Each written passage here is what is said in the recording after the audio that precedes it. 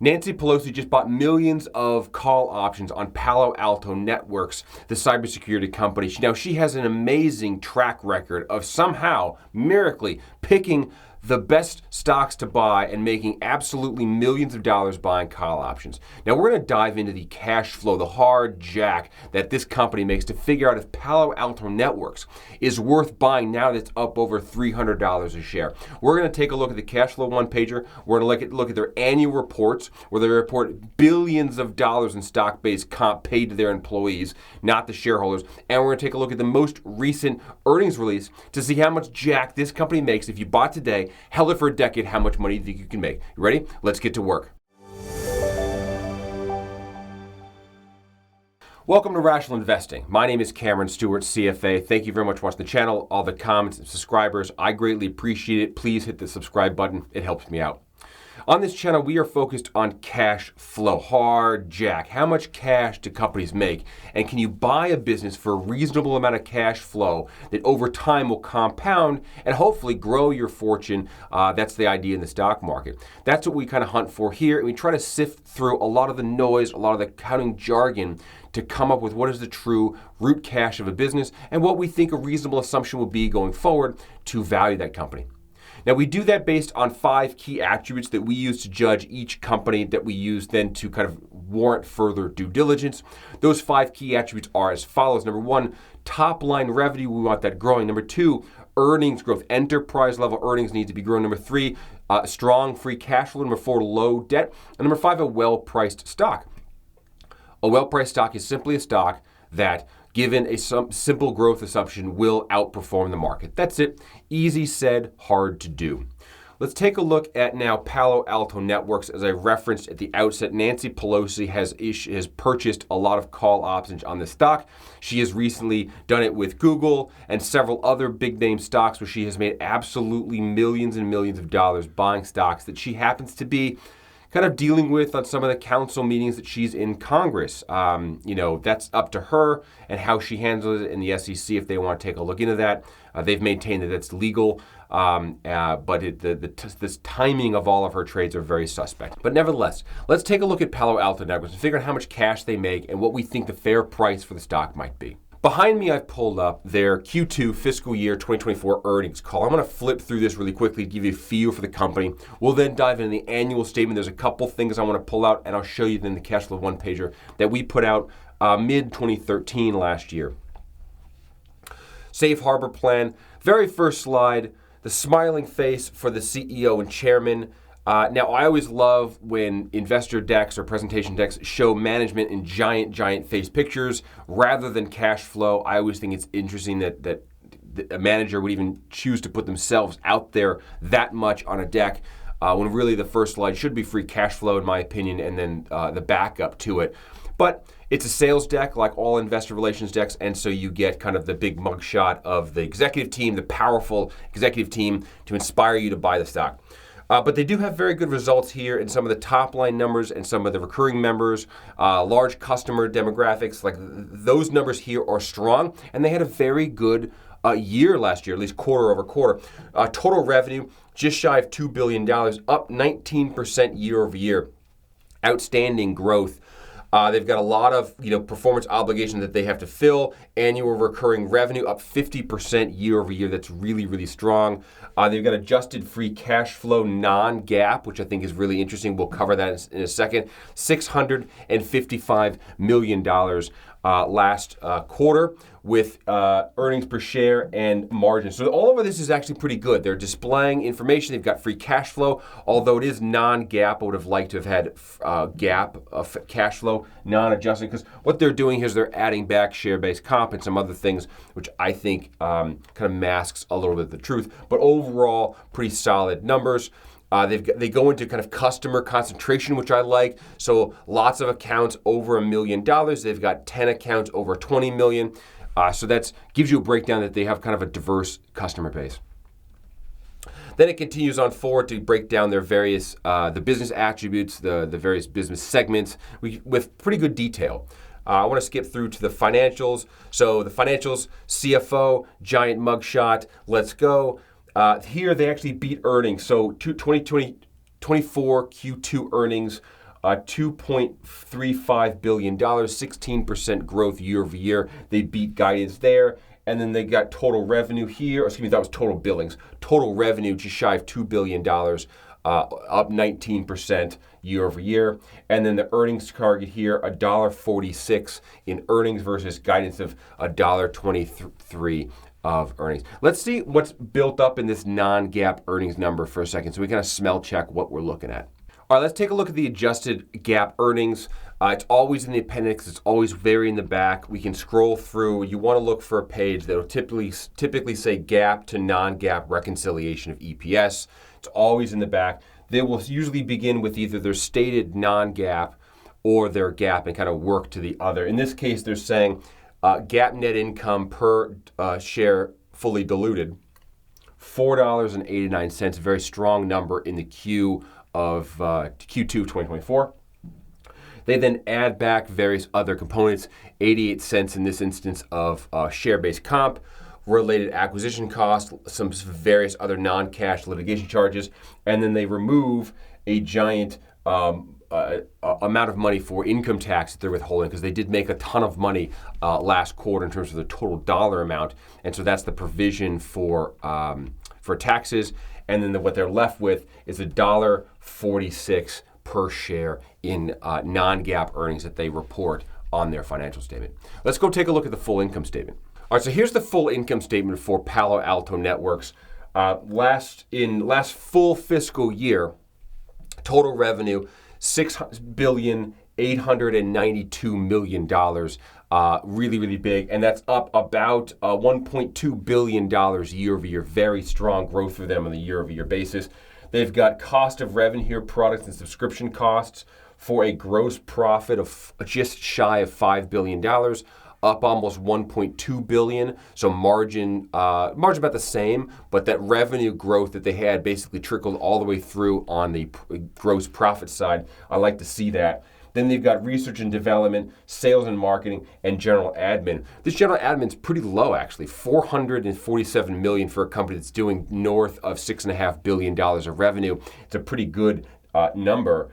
Heavy research and development, heavy sales and marketing to kind of sell their wares, but overall they're profitable, and they made $387 million of operating profit. You can see a little bit of interest expense. Income before taxes, $566 million. Then they've got the provision for taxes, $126 million, for a total net income of $439 million. And you've got your fully diluted earnings per share, $1.45 or $1.28 on a per share basis. Pretty strong numbers. Let's move through the cash flow statement. I do want to show you something that I think is interesting. If we go to the cash flow statement, cash flow always begins with net income, comes down to operating income is the first third. But before we get there, we come across this share-based compensation award, equity award to employees, $1 billion. That's been almost $1 billion every single year for the last year. And I'll remind you that the revenue for this business is $6.5 billion. Let's go back and take a look. Top line revenue, $6.9 billion. They're giving away $1 billion of that. That's like 13% of total revenue that they're giving away in terms of stock-based compensation to their employees, which is a lot. So $1 billion in 6.9 billion. Yeah, it's 15%. That's 15% of revenue they're giving away in stock awards, which I think is excessive.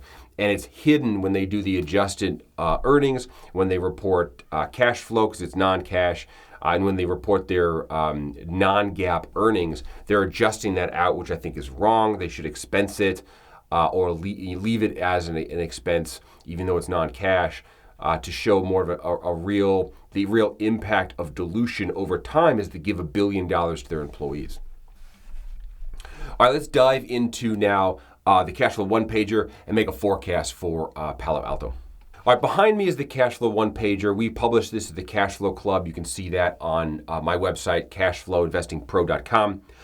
Here we go. We've got 10 years of financial information for Palo Alto. You can see how their revenue has built, how earnings have turned from negative into positive, and how the cash generation is really beginning to form in this company. I will say that the cash flow from operations here, we expense share-based compensation as cash because it's dilutive, and I want to see what the cash flow of the business looks like if they had to turn that into actual cash compensation for their employees. So here we go. Revenue for the business in 2013 was $396 million, and that has grown remarkably to $5.5 billion last fiscal year. This is in 2022 when it ended. I just showed you 2023's number, 6.9, so that's up even more. The company's continuing to grow. That's an average annual rate of 34% of an annual average growth on top line revenue, which is very, very strong. EBITDA, earnings before interest, tax, depreciation, and amortization. This is the enterprise level earnings. You can pick EBIT, you can pick operating income. You really just want to get an idea of enterprise level whole earnings. And that's gone from -9, -50 million, say in 2013 and 14, to a positive 400 million in 2021, 463 million in 22, and that number is north of 500 million in 2023. So that continues to grow nicely. The CAGR here I can't calculate because it's negative to positive, but it's very, very strong as it turned from negative to positive during the last decade. Great job, team, growing revenue and growing margin.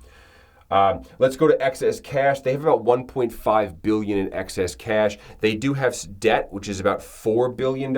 I'd like to see them pay that debt down. When I look at a leverage ratio of debt to EBITDA, they are north of what we consider to be 3 times leverage as max. They're at 5.4.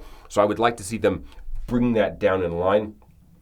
Market cap has absolutely exploded following revenue growth. It's basically trading on revenue growth. Revenue is 34% annual growth rate, market cap and enterprise value is 36, 37 respectively. So that's growing in line with revenue as this business has been trading mainly off of the headline number. Enterprise value EBITDA, this is kind of a relative value metric of total enterprise value divided by annual earnings to give kind of a multiple years that you would need to run the business to pay for itself. You can see early in the decade it's negative when earnings were negative, so that's kind of a nonsensical number.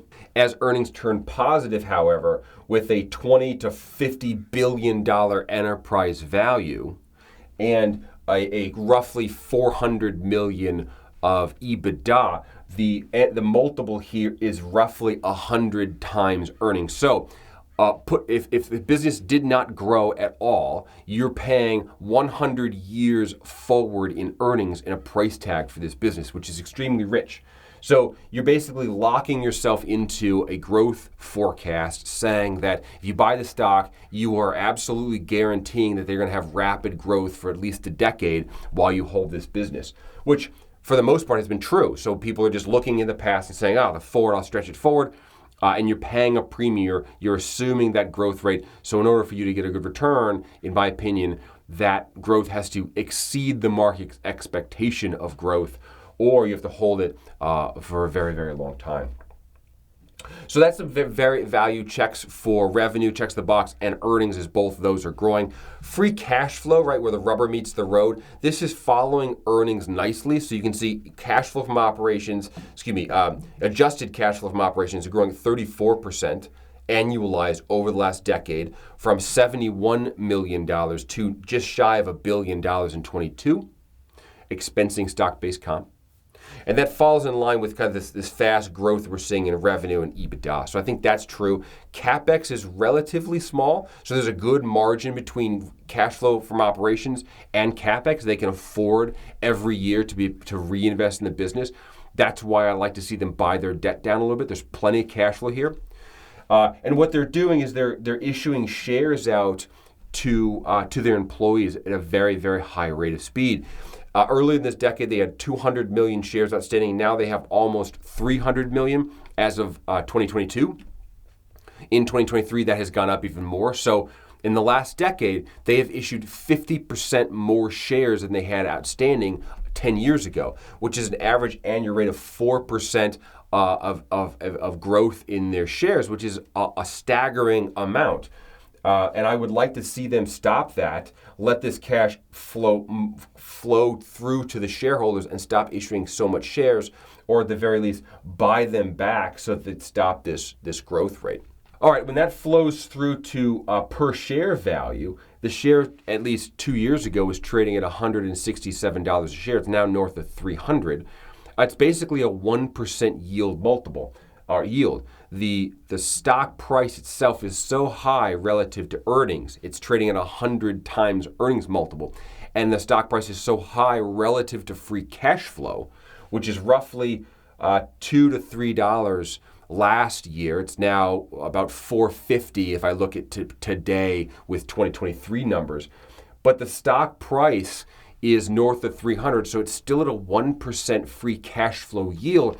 If you and I are looking at buying free cash flow and are not willing to pay for the premium that goes along with high growth companies, it's hard to wrap your mind around paying that much forward for a stock or buying a stock with so little free cash flow as a yield.